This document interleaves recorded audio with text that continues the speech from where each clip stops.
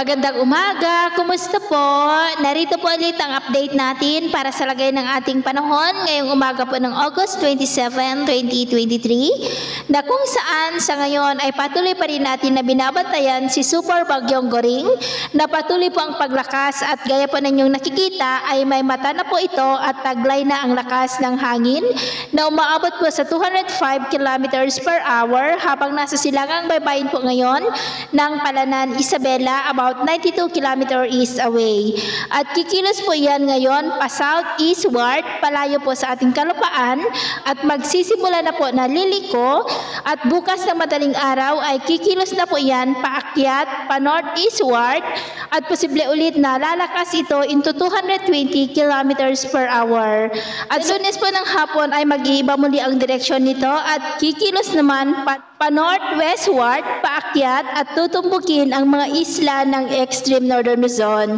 Pero posible pa po na magbago ang forecast na ito kaya patuloy lamang po tayong mag-antabay sa mga susunod po na updates. Samantala ang LPA naman na nasa labas po ng ating area of responsibility ay posible po itong maging bagyo between 2 to 3 days from now. At sa lagay naman po ng ating panahon ngayon dahil po kay Bagyong Goring ay mataas pa rin ang tsansa ng mga pag-uulan at posible ang may kalakasan ng mga pag-uulan sa ilang bahagi po ng Cagayan, Isabela,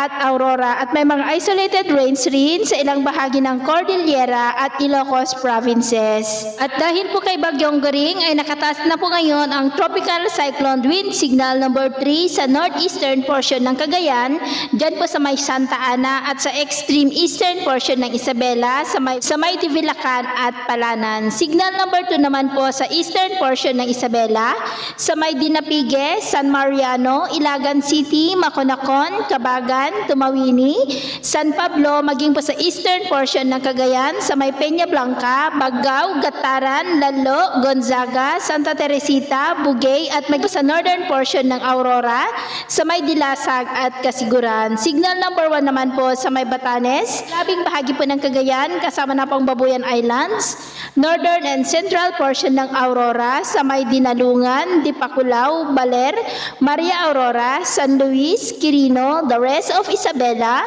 Apayao, Nueva Vizcaya, Ifugao, Mountain Province, Kalinga, Abra, eastern portion ng Ilocos Norte, sa may Pagudpod, Adams, Vintar, Carasi, Nueva Era, Banna, Marcos, Dingras, Solsona, Pidig, Dumalneg, Bangi, Polilo Islands, maging po sa eastern portion ng Benguet, sa may Bocot,